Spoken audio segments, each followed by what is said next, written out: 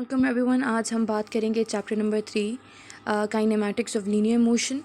जो linear motion होती है उसका मतलब होता है कि एक बॉडी जो स्ट्रेट लाइन में मूव कर रही है। अब 3.1 में वो कहते हैं कि रेस्ट एंड मोशन। सपोज़ करें कि आप एक कमरे में बैठे हुए हैं, आपकी जो पोजीशन है with respect to the surrounding walls और रूफ़ बदल नहीं रही है। ऐसा नहीं है कि आप बैठे हैं और एक जो दीवार है वो इधर से उधर हो रही है, रूफ़ जो है वो ऊपर से नीचे हो रही है। रूफ़ का मतलब जो आपकी छत है, जो आपका अपर पोर्शन है, ऐसे नहीं हो रहा है, बल्कि वो उसी हालत में है। आप उसको सदियों तक देख लें, वो उसी हालत में रहेगी जब तक कि वो घर टूट ना जाए या फिर कुछ ऐसा मसला ना हो जाए।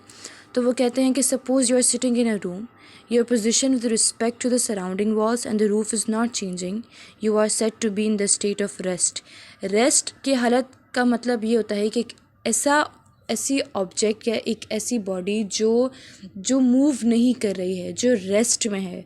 मतलब हम बोलते हैं कि मैं रेस्ट कर रही हूँ, तो इसका मतलब ये नहीं कि मतलब हम रेस्ट का मतलब होता है कि अब हम रिलैक्स कर रहे हैं, काम कर रहे हैं, काम नहीं कर रहे हैं। लेकिन इधर ये कोई बॉडी रिलैक्स नहीं कर रही है, बल्कि ऐसे समझें कि वो उस पर कोई जो फोर्स है वो एक्ट नहीं कर रही है। अगर फोर्स एक्ट करती होती तो वो हिलती, लेफ़्ट होती, राइट होती, अपनी डायरेक्शन को चेंज करती, लेकिन ऐसा नहीं है। फॉर एग्ज़ाम्पल, मैं किसी किताब को किसी टेबल पर रख दूँ, तो जब तक कि मैं उसको नहीं हटाऊँगी या कोई और आके उसको नहीं हटाएगा, वो नहीं हटेगी, वो उसी मैनर से सदियों तक रहेगी। या तो फिर उस पर कुछ ऐसी मतलब टेबल वगैरह टूट जाए या फिर कुछ ऐसी चीज़ हो जाए, तो फिर उसकी पोजीशन ज़रूर चेंज होगी, लेकिन जब तक कि मैं उसको नहीं हटाती वो नहीं हटेगी।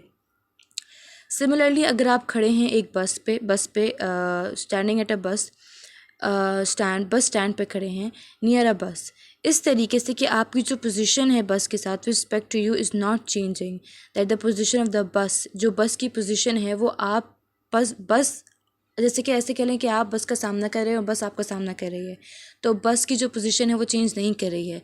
तो हम कहेंगे कि जो बस है वो स्टेट ऑफ रेस्ट में है।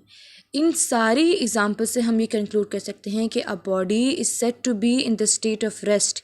एक बॉडी स्टेट ऑफ रेस्ट में तब कहलाएगी जब वो अपनी position with respect to its surrounding change ना करे।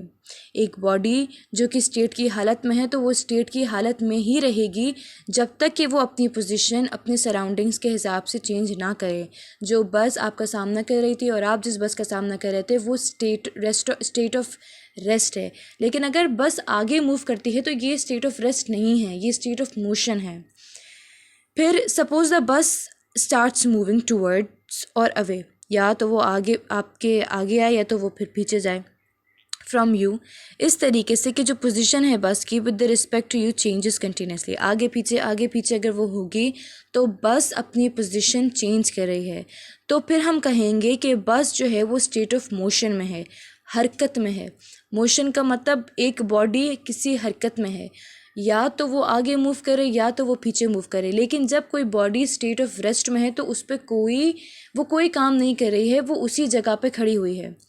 A body is said to be in the state of motion if it changes its position with respect to its surroundings. अगर एक बॉडी स्टेट ऑफ मोशन में तब कहलाएगी जब वो अपनी पोजीशन माहौल के हिसाब से, सराउंडिंग्स के हिसाब से चेंज करे।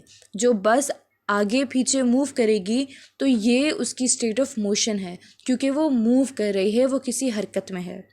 कभी कभार ऐसा होता है कि बॉडी रेस्ट में होती है with respect to some other body, लेकिन उसी वक्त it is in the state of motion with respect to another body.